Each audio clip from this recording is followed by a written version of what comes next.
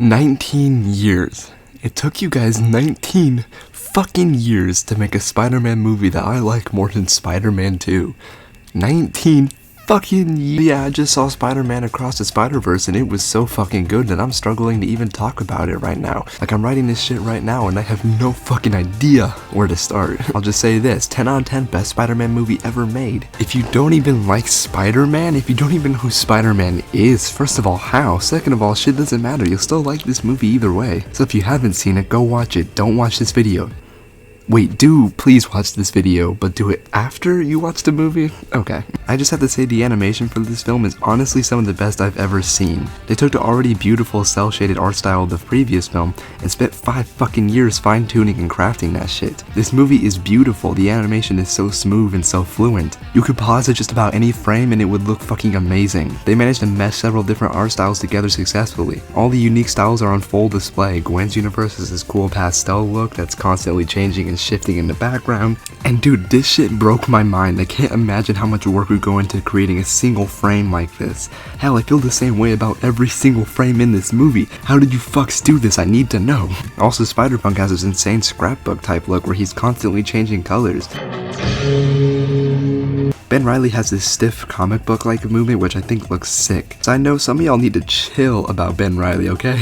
I like the character as much as the next guy, but I didn't go into this movie expecting a super groundbreaking adaptation of the dude. Also, you can't convince me for a fucking second that this character wasn't the funniest thing in the film. Andy Samberg only has a few lines and they're all extremely memorable. Speaking of funny ha-has, I really appreciate when a movie has good comedy, especially when a superhero movie does. Because let's face it, most of them don't. But this is easily the funniest superhero adaptation I've seen since Peacemaker, and that is some high motherfucking praise. But the emotional and character-driven moments are the glue that holds this insane movie together. My man Miles, played wonderfully by Shameik Moore, is the main character in the fucking heart and soul of this goddamn movie. This character has been around for only 13 years and he's still one of, if not the best Spider-Man in my opinion. He's the source of hundreds of interesting and amazing stories. He's also the main source of good Spider-Man comics right now because Peter's current run is, oh god.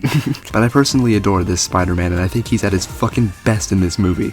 My boy's been getting so many great adaptations in the last few years, and this one is no exception. In fact, this one sets the standard for how this character should be written in the future. I do not envy the motherfucker who eventually has to make a live-action Miles Morales film, because it's gonna be literally impossible for him to live up to what this trilogy's doing. Miles is so easy to connect to in this movie, his journey is so impactful and heartbreaking.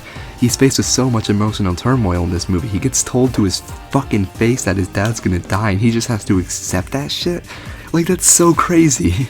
And he also manages to outsmart literally every other Spider-Man at once, which to me just cements him as one of the best of all time. The dude's funny, he's relatable, and he's just an all-around great person who's extremely easy to root for. The dude just wants to do his own thing and not have anyone dictate his actions. This is his story after all. His goal is literally to break Spider-Man's canon.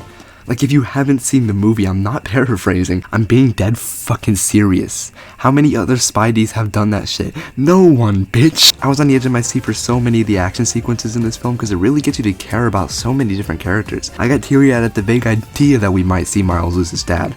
I don't think I could handle that shit, dude. The writers of this heartfelt story did an amazing job at crafting a realistic and lovable family. It's not very often that we see a superhero have a pair of loving parents, and it's also super uncommon that we see one that's this well written. I feel like I can't stress enough how perfectly crafted this narrative is. Hell, it's not even just Miles and his personal story. All of the Spider-Man are fantastic, even if it's just for a small cameo. For one, I've always loved Miguel O Hara ever since I was a kid and saw this box art at Walmart, and when I eventually played the game years later, he ended up being one of my favorite parts of the whole experience, right behind Noir Spider-Man, who's in this movie for literally 3 seconds and doesn't speak once, but we don't talk about that. But goddamn, Miguel was more than I could have ever hoped for. He was threatening, intimidating, but most of all, he's vampire-y. Vampire-y? All jokes aside, this character is amazing. Oscar Isaac does a beautiful job, and he makes a great secondary antagonist for the film. We also see a return of wonderful characters such as Peter B. Parker, one of the best Peter Parker adaptations to ever exist. We see the original team for a few seconds. There's a fuck ton of cameos and references, my absolute favorite being Donald Glover's Prowler. I mean, I remember vividly shitting my pants when I saw him show up in Homecoming. This is perfect casting, and look at that costume they made him. It's so fucking good. We also got one line of dialogue from Josh Keaton's Spider-Man, and even though it's short, it's still the first time I've seen this character in years, so I'll take anything I can get. We also get cool Easter eggs like the one with Andrew Garfield, and I've seen people on Twitter claiming that this isn't the same one from the TASM movies. Since the Spider-Verse is so big and all, a lot of people just assume it's a different variation of him, but I highly doubt it's that deep. I'm pretty sure it's just Taz and Peter, guys. What the hell was I talking about again? Yeah, dope-ass spider people. Daniel Kaluuya as Spider-Punk is probably the greatest thing to ever be put in a movie. Pack it up, every other filmmaker.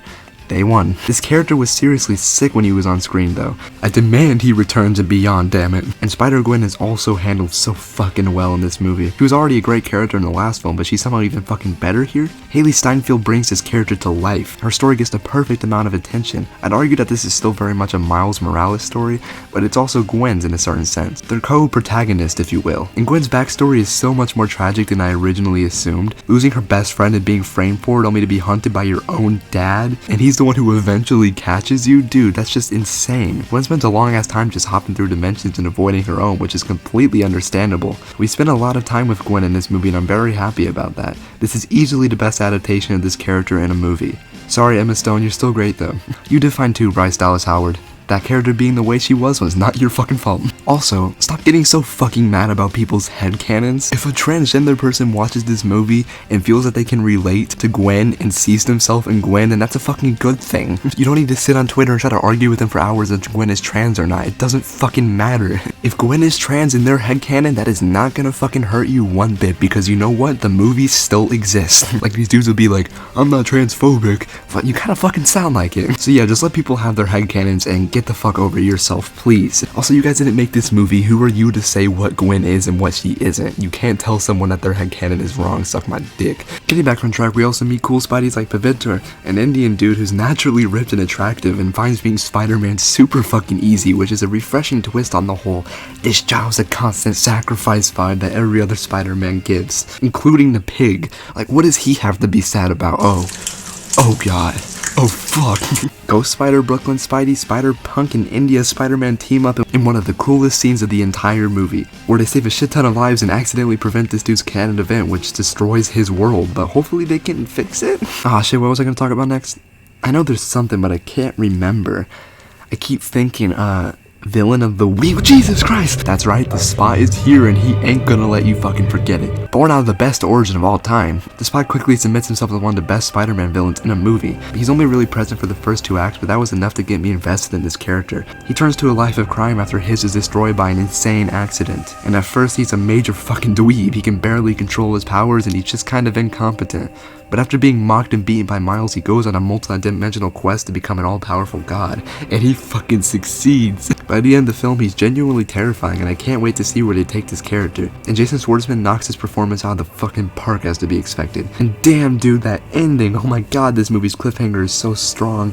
It's honestly just as good as Infinity Wars, if not better. It's intense and it leaves so many fucking questions. I can't believe I have to wait 10 months to see what the hell happens. I couldn't even begin to describe to you how loud the groan in my theater was when this happened, but personally it has me really fucking excited for the third and probably final film. And it honestly reminds me of an actual comic book, which I think is what they were going for. Comic books end on cliffhangers all the fucking time, so this is kind of fitting, honestly. But I think I'm finally running out of shit to say, so let's try to wrap this shit up quick. Across the Spider-Verse is an amazing film from beginning to end. As of right now, it's my personal favorite Spider-Man movie, which is insane considering Spider-Man 2 has strongly held that position for so fucking long. I genuinely love this movie, everything about it. Let's do this one more time. This is the perfect Spider-Man movie, and it is everything I could have asked for. It's a 10 out of 10 experience. Go see this shit now. If you haven't yet, you're fucking up.